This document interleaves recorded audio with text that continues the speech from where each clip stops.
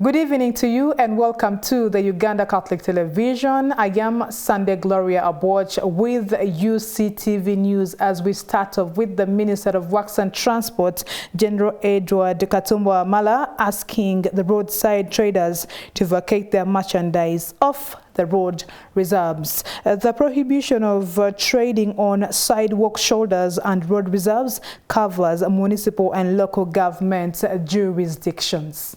There's been complaint about the people are told to leave the trading on the roadside, on the walkways, in the road reserve. I just want to make it clear that trading in the road reserve, trading on the walkway is illegal. According to the Road Safety Act, which was passed by Parliament 2019, and it says, in accordance with Section 65(1)(e) of the Roads Act 2019, a person who carries out business activity on the shoulder is on the side of the road. You see where there's the line which shows which kind of stops where the vehicles are. That space is a shoulder. If you carry out business on the shoulder or on the sidewalk is where we pave way for the pedestrians to use. Just like what you see on the Northern Bypass, you are provided sidewalks for the pedestrians. But in the evening, people put their wear. You find the Memvu, you find the Nyanya, you find everywhere, even in Karere, the same.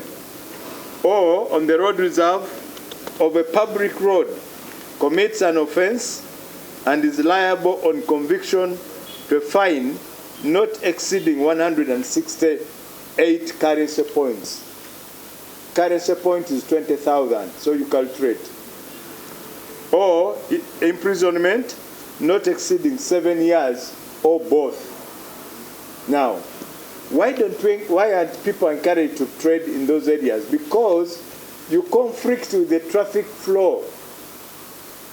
You also deny the pedestrians freedom to use the road. Because if you have your nyanya on the walkway, then this pedestrian is going to be forced to leave the walkway and walk on the road, and then you'll be conflicting with the traffic.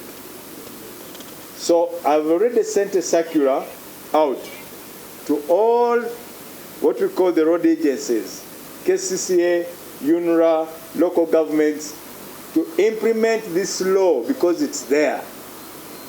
You know, Ugandans, we say the laws are there, but we don't follow them. Now this law must be followed. So good enough, the engineer Luimbaz is here of KCCA, engineer Sejemba of UNRA, the enforcement is here. We want traders to leave the walkways. Traders must also leave putting their trade on the drainage channels.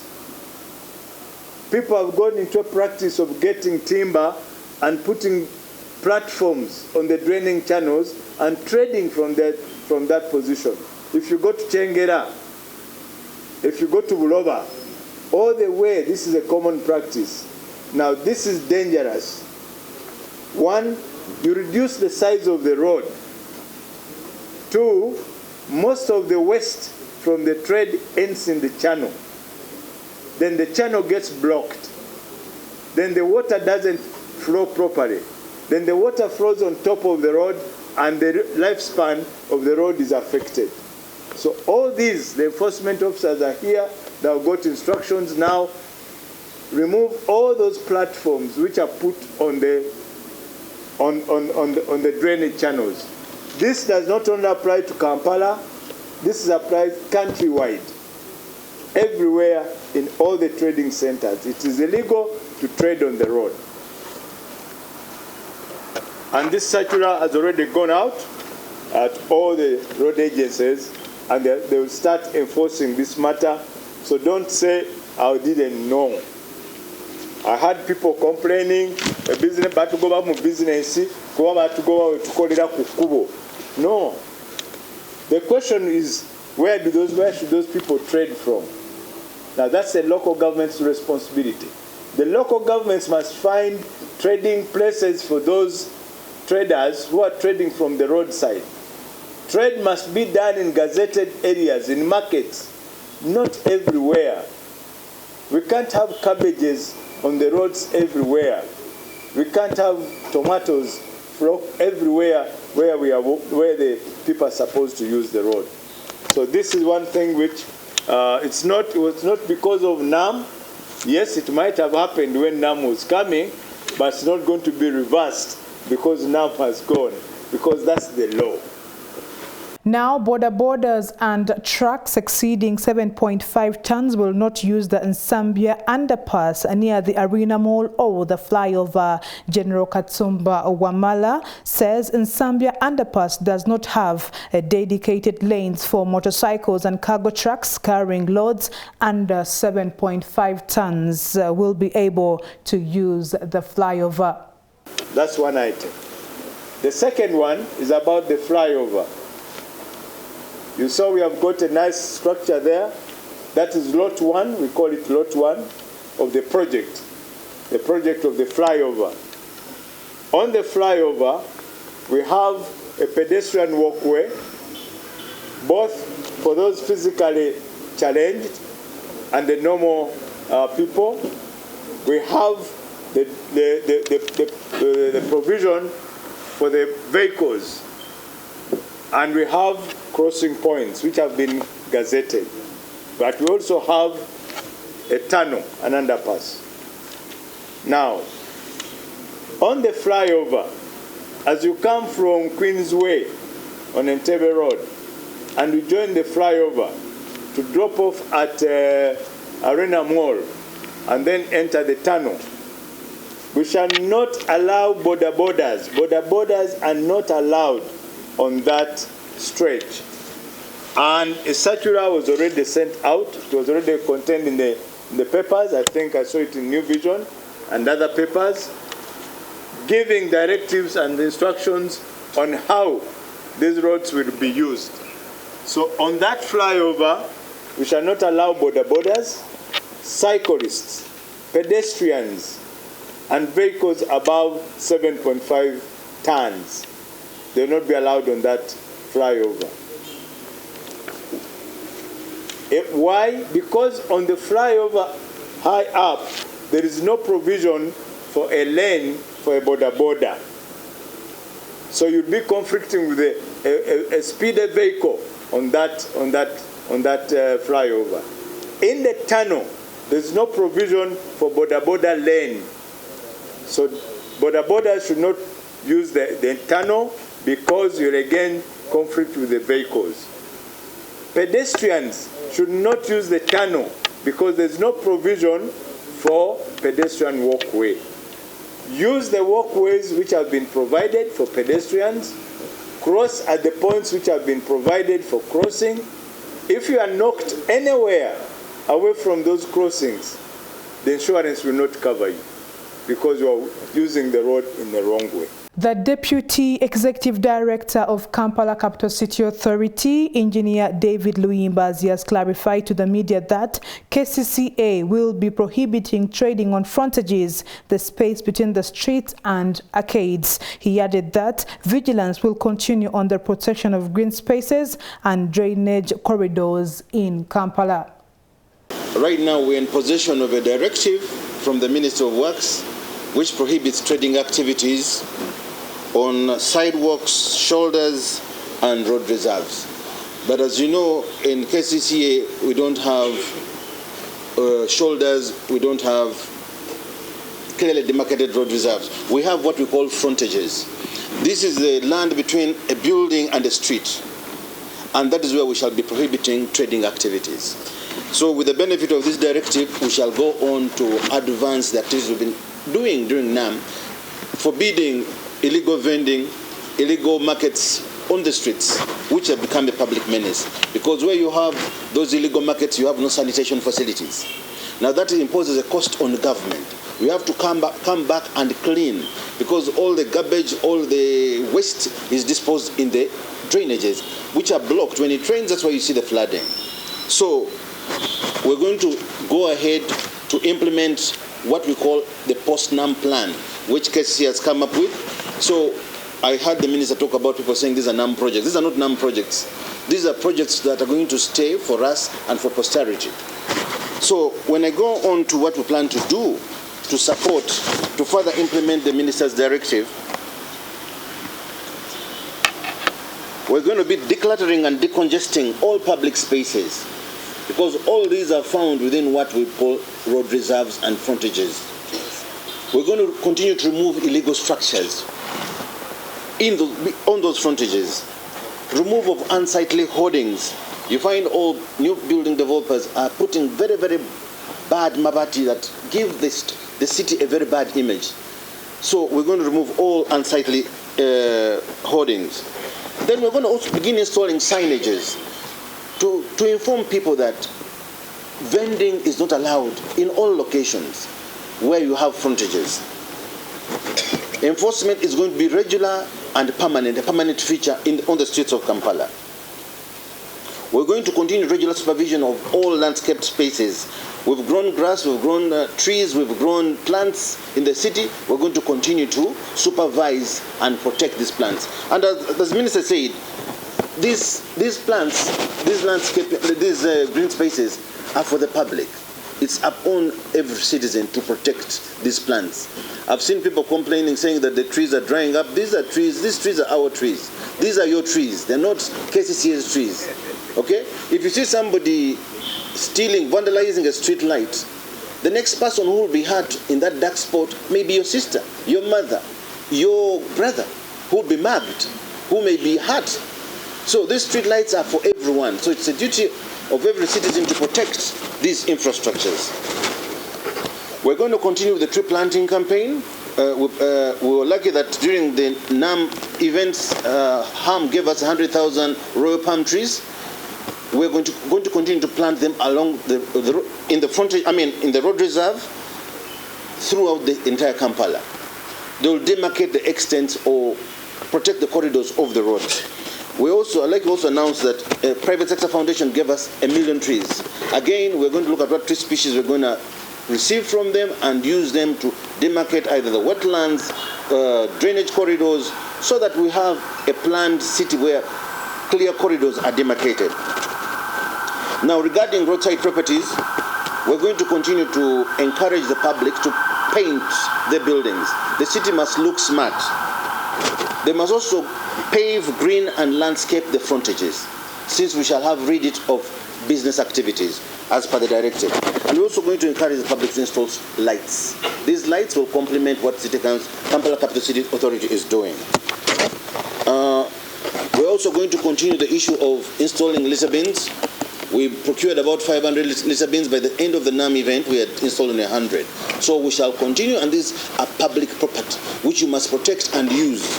Then regarding border borders, we are currently installing stage signs. We have about 445 gazetted border stages in the city.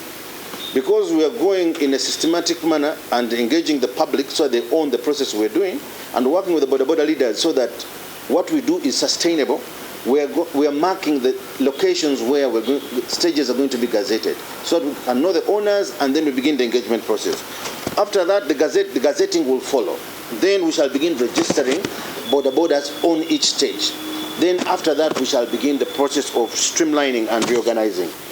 Now, Honorable Minister asked me to also speak about what the public thought that maybe after NAM, no more activities are going on in the city. There's a lot of activities we're doing in the city. Some financed by Government of Uganda, others financed by African Development Bank. We have also upcoming projects that are financed by the World Bank. The Government of Uganda activities that are going on at the moment. We have Lubiri Ring Road, which is almost complete. We have Zadoki Road. We have Kayanja Road. We have Kazanyiro Road, which is being upgraded. Naguru Road next to Nakawa Market. The Mlago Cancer Institute Road is being almost completed for upgrading as a tarmac road. We have St. John Church Road, Malinga Road, Kakonge Road, to mention but a few. These are financed by Government of Uganda. And still in our local stories, the International Conference of Catholic Guiding, ICCG, has opened a training workshop for Africa Anglophones chaplaincies at St. Augustine's Institute in Zambia. The training targeting chaplains, Reverend Sisters, together with laity in partnership with the Girl Guide Associations, seeks to instill faith and Catholicism in the youth and young people. Father Ben, the sacristy, I was removing my castle. He said, "See, you're removing the castle." And I said, "Well, this castle was thrown onto me. I prefer I'm not in this castle. Unfortunately, I have to be here today to represent the big man." And you welcome to this diocese.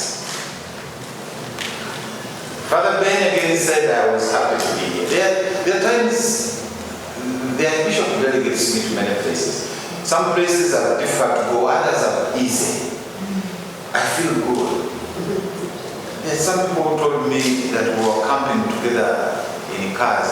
Could you raise your hands? Those I camped with in cars. Wow, that's many, many years ago. I'm a scout. So I feel happy to be with the guides. It's a wonderful, wonderful calling. Guiding trains a whole body, physically, mentally, spiritually, economically. That is why we want to instill the faith in the girls so that they can become mothers of the nation. It is said, train a man, you will have trained an individual. Train a woman, you will have trained a nation. That is why we are fighting to make sure that our girls go in the right way, not the way many people are doing it as we stand now. But guiding, we train them from the beginning, from the promise, and the promise starts with God, because you do your duty to God, your country, to help other people at all times, and to obey the guide law. Then we have the 10 guide laws, which I don't want to go through. Then we have the most important thing, a good turn. And I can assure you, no any other organization has those 3 points. For us, we start with God. In the morning, you read something from the Bible. You read something from the book of nature. When you meet a man, you know it is a creation from God. When you meet an animal, you know that God created that animal. You shouldn't make it suffer. One of our rules are a guide is a friend to animals, and we protect them, we protect nature. We don't just destroy nature. We don't kill animals for nothing. We look after everything that God has created. You know, with the chaplains, because the chaplains, people respect the chaplains. And once the chaplains know what our aims and objectives are, then they can be able to train these younger girls, or even during Mass. And for the laity, we have what we call, for example, in Uganda, Catholic couple, which we call Catholic Association of Uganda Professionals. If you instill that spirit in them, it will help them to stop this corruption that we are having all over the corners. And parents don't longer care. We want to have the parents who care for their children. And we ask them if they can help our girl guides and our scouts to grow and grow with God. Our founder, Lord Baden-Powell, encourages us through his writings that whatever happens, never go to bed without thanking God for that day. This international conference aims at training the chaplains who are supposed to work with the girl guides, because the chaplains and the leaderships of the Girl Guides, they need to work together, to move together, because they are present, they animate, they preach. So they need to know what Girl Guides are about, the values, the principles. So this is specifically for the chaplains and also for the leadership to get and share with the chaplains. It's always nice and important that the leaders themselves are in the know. When the leaders know what must take place, then they pass on the right information. They pass on the right teaching. So they are here to train and then go back and train others. So it's a teaching of trainers, a TOT. You're watching UCTV News. It is time for Today in History.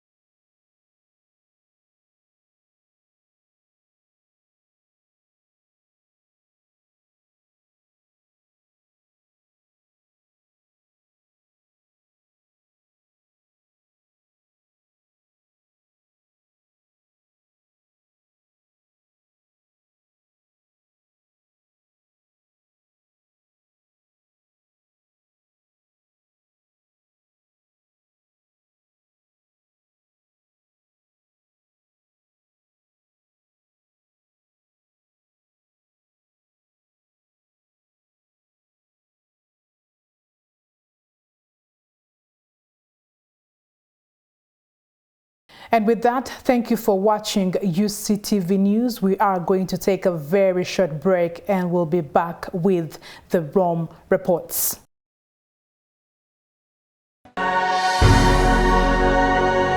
UCTV, good news for all.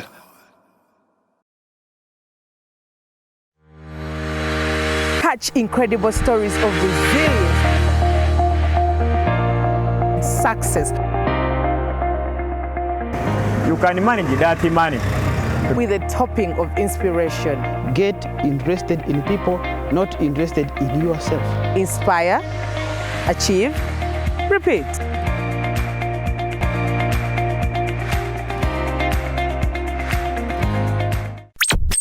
You are watching UCTV, good news for all. For this and more, tune in to Kasese Get Radio 100.5 in Western Region, located at the hill of the Diocese of Kasese. KGR brings you all Catholic programs and an advertising platform in all our radio shows like Good Morning Renzori, Chama Towoka, Ukute, the business show, Propeller, the Rico show and sports, Evaluation, Bahinga Bakuluka, Late Night Show, and many others. Our other services include Isuzu Tipa, a no car, public address system, live band, Omokekera, an audio recording studio, and outside live broadcast. For more information, call 0773 597 166 or visit our website www.kasesegatradio.com. Kasesegat Radio, Omusondoria, the voice of truth. It's unbelievable. Now, companies, businesses, and organizations can make bulk payments easily with Centenary Bank's corporate center SWIFT to anyone without the need of a bank account, anywhere, anytime, just like that. The recipient needs only their phones, national ID, and token number received via SMS to withdraw money from any center agent nearby. The Centenary Bank's corporate center SWIFT is simple, secure, and convenient. You think it's too good to be true? Visit any of our branches countrywide or visit www.centenarybank.co.uk to know more. Centenary Bank. Centenary Bank is a member center group regulated by the Bank of Uganda. Customer deposits of up to 10 million shillings are protected by the Deposit Protection Fund of Uganda. Terms and conditions apply. UCTV, good news for all.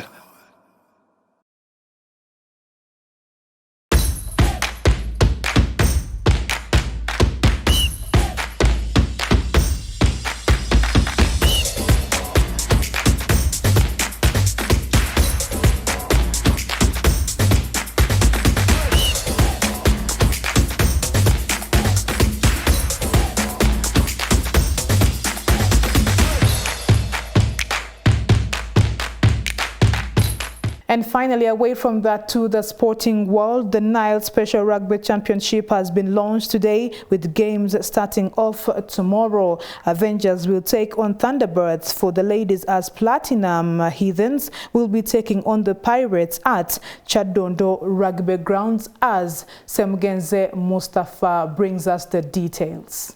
Ochen Arnold, Rhinos captain. The new format will definitely affect all the teams, because the new format brings a lot of competition, because obviously no team wants to be in the bottom four, because the bottom four there, once you lose your playoff games, it's a wrap for the league.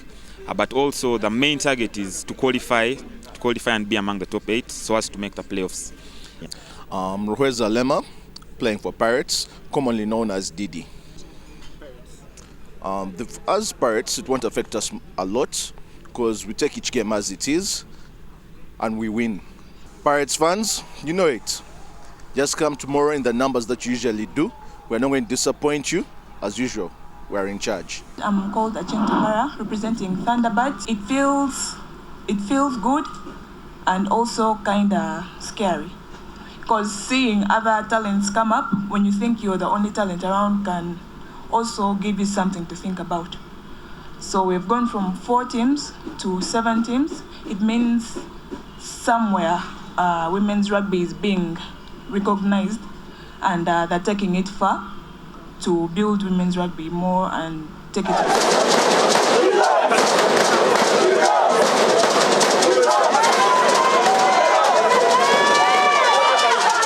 Isaac Ultraman Subuga, the CEO of the Uganda Rugby Union.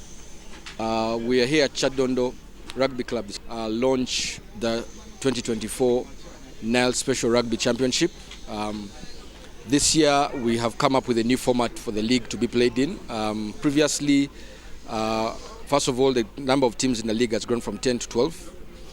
Previously, while the teams were playing home and away basis, this year we've chosen to play a home or away basis, with the playoffs in the playoff season for the top 8, and then relegation playoffs for the bottom 4. We think that this new format will bring excitement to the league, in that teams will have to battle to finish among the top 8 so that they can play out, they can get to the quarterfinals, and then from there on it's knockout rugby. It means that you have to be clever about how you play, and we think this will bring excitement to the teams, to the league.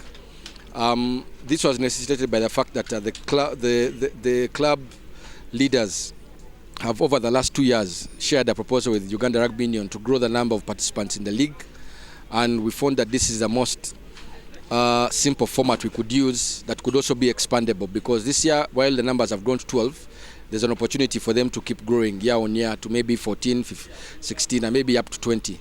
And the number of games that would be required to play would be too many if we continued with the home and away style of play. So this is the format that we have settled on.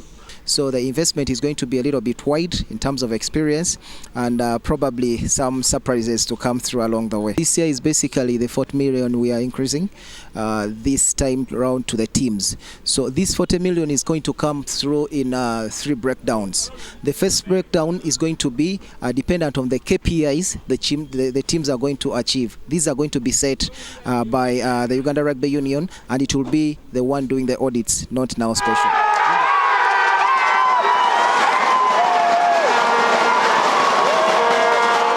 And with that, thank you so much for being a part of this Friday edition of UCTV News. I am Sunday Gloria Aboch, wishing you the best of the weekend. Stay tuned to the Uganda Catholic Television.